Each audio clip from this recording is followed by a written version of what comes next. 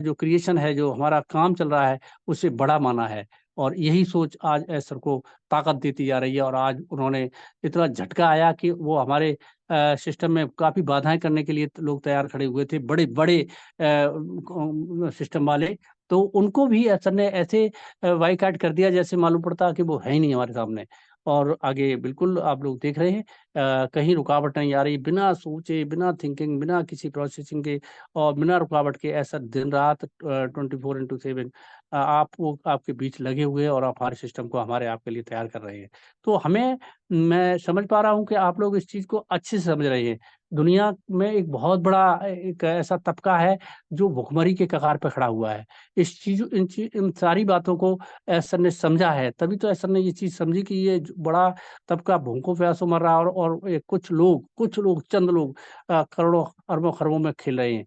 तो ये एक बड़ी विडंबना है कि एक बड़ी खाई, ऊँची-नीची खाई बनी हुई है पहाड़ की तरह और समुद्र की तरह, इसको कैसे पाटा जाए?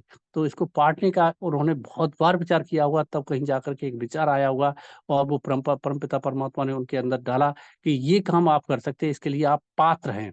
तो ये कुछ चीज़ें होती हैं, गॉड जब करता है तो ढूँढता है कि उनके अंदर योग्यता है, इस तरह का ये सिस्टम है, वो आगे से ही उसे वैसे ही उसका मतलब विकास करना शुरू कर देता है, माइंड का, बॉडी का, स्टडी का, पूरा डेवलपमेंट गॉड उसी तरह करता जाता है।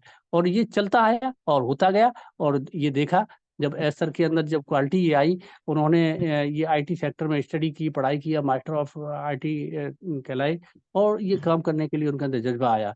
उन्होंने इसके बारे में सोचा, उन्होंने कहा मैं कुछ लोगों की मदद करने का प्रयास करूँगा, अपने फैमिली के बीच में रखा, शायद आप लोगों को पता हो। सर ने ये बात रखी थी कि मैं कुछ पैसा लोगों के साथ करना था, तो उन्होंने कहा कि ज़्यादा पैसा है तो लोगों में बाँट दो। सर ने कहा बाँट देने से लोगों का जीवन का भला नहीं हो सकता है। जीवन का भला हो सकता है तो उनको कुछ दे करके, कुछ ऐसा सिस्टम दे करके जिससे उसकी पीढ़ियाँ भी याद करें। तो सर ने बस इस चीज़ को, क्योंकि वो टेक पर्सन थे, उनके अंदर टेक्नोलॉजी की बड़ी जानकारी थी और वो अपने आप में भरोसा रखते थे।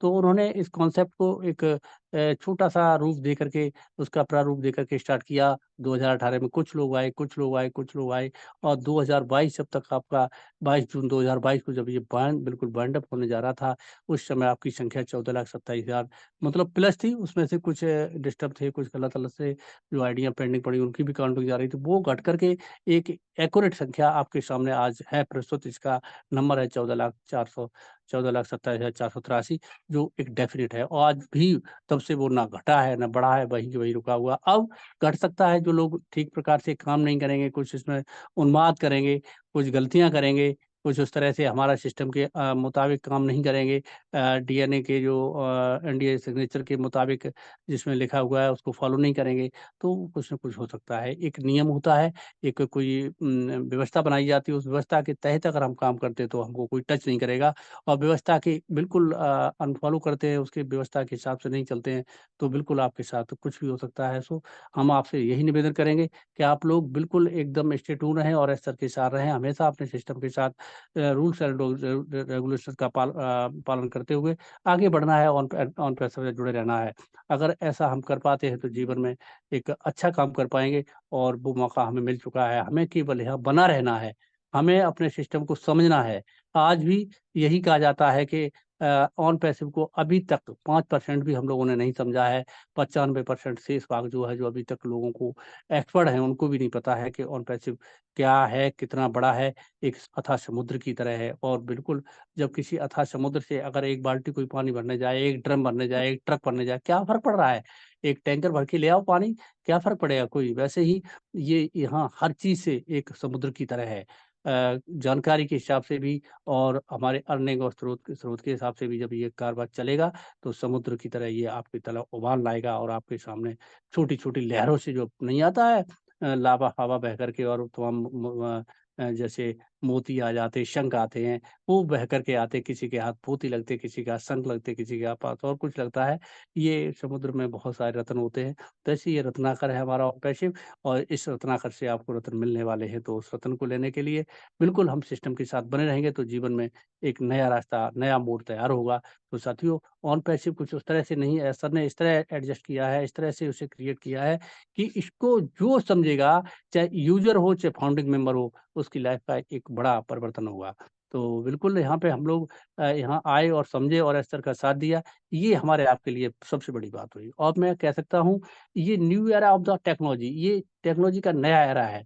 आप इस एरा को अगर समझें तो वो बड़ा एक लंबा टॉपिक बन जाता है, क्योंकि आप जिस समय से आप किसी का जन्म मान लेता हूँ 60 का हुआ, किसी का जन्म 65 का हुआ, किसी का 70 का हुआ, किसी का और पहले का हुआ, किसी का 80 का भी है, किसी का हमसे भी छोटे, आपसे भी छोटे हैं, किसी का 2000 का ही हो सकता है 24, और कुछ और भी छोटे हैं, बच्चे हैं। तो ये सब बच्चे हैं, सब है तो फाउंडिंग मेंबर। सभी का धारा एक जैसा है। जिनकी ज़्यादा उम्र हो चुकी है वो कुछ समय तक इसका एंजॉय कर पाएंगे, समझ पाएंगे, और जिनका अभी बच्चे की तरह हैं तो वो बहुत इसका एंजॉय ले पाएंगे और इससे वो बहुत भरपूर तरह के तरीके से समझ पाएंगे। जो हमारे साथीगण पैनल पे आते हैं और आकर के इसे समझने का प्रयास करते हैं, तो उनको उनका एक्साइटमेंट लेवल और उनकी जानकारी अपने आप में आगे बढ़ती जा रही है। जो लोग नहीं पैनल पे आते हैं, उन्हें ना तो ये पता लग रहा है कि ऑन पैसे में क्या चल रहा है। वो केवल अजय सर, अजय प्रसाद जी क्या चल रहा है ऑन पैसे में, गजेंद्र भाई क्या चल रहा है ऑन पैसे में, क्यों?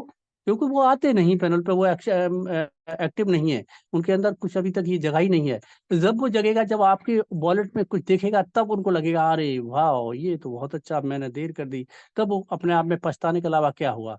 लेकिन वो फाउंडिंग मेंबर है, जब भी वो अपने अपने वो कनेक्ट या कोई भी प्रोडक्ट बाय करेंगे, एक्टिव होंगे, तो उनको फिर वहीं से मिलना शुरू हो जाएगा। चलिए, ऐसा कुछ नहीं है कि वो फाउंडिंग मेंबर उनकी खत्म कर दी जाएगी, वो पॉजिटिव रहें तो भी अच्छा है, नेगेटिव नहीं होना चाहिए। अगर नेगेटिव होते हैं तो हमारे सर को बिल्कुल पीड़ा तो बनती है, क्योंकि वो भले ही हमें ना जाने, लेकिन जो फ्रिक्वेंसी जाती है वो नेगेटिव, वो हमारे सिस्टम को कुछ बाधित करती है। अगर लोग ऐसा कर रहे हैं, जो जिन्होंने हमारे सिस्टम को डिस्टर्ब करने का प्रयास किया, वो नहीं चाहते थे कि हम डिस्टर्ब हों, लेकिन जो जो कॉन्सेप्ट आए, जिन्होंने देखा कि ये बड़ी कम्युनिटी है जो एकदम एकजुट है, यूनिटी में है, तो इसको कैसे तोड़ा जाए। तो लोग नहीं कहते कि संसार में राक्षस और सुर और असुरों का ये राज रहा है, तो हमेशा रहा है, चाहे वो सतयुग की बात हो, कलयुग की बात, द्वापर त्रेता किसी की रही हो, हमेशा लोग इस तरह के रहे हैं। लेकिन ये अलग की बात रहती है कि जैसे सतयुग में लोग अच्छे ज्यादा थे, खराब लोगों की संख्या कम थी, और ऐसी द्वापर त्रेता का भी रहा, और कलयुग में घोर अत्याचारी छा गए। हम 14,27,483 फाउंडिंग मेंबर, कुछ छोटे से चंद लोग तो हैं, ये चंद लोग हैं, अगर उग्रवादियों के लिए एक ताकत है। क्यों है? अगर हम लोग एकजुट रहते हैं तो। अगर एकजुट नहीं रह पा रहे हैं तो ये ताकत खत्म हो जाएगी।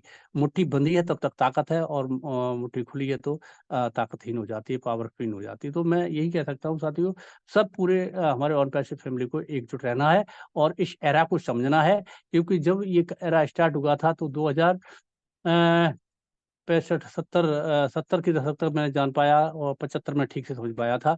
तो मुझे लगा कि दुनिया तब से इतनी बदली कि जो जो चीजें मैंने एकदम धरातल पे देखी थी वो आकाश में उड़ गई। कुछ असंभव लगा करता था वो संभव हो गया।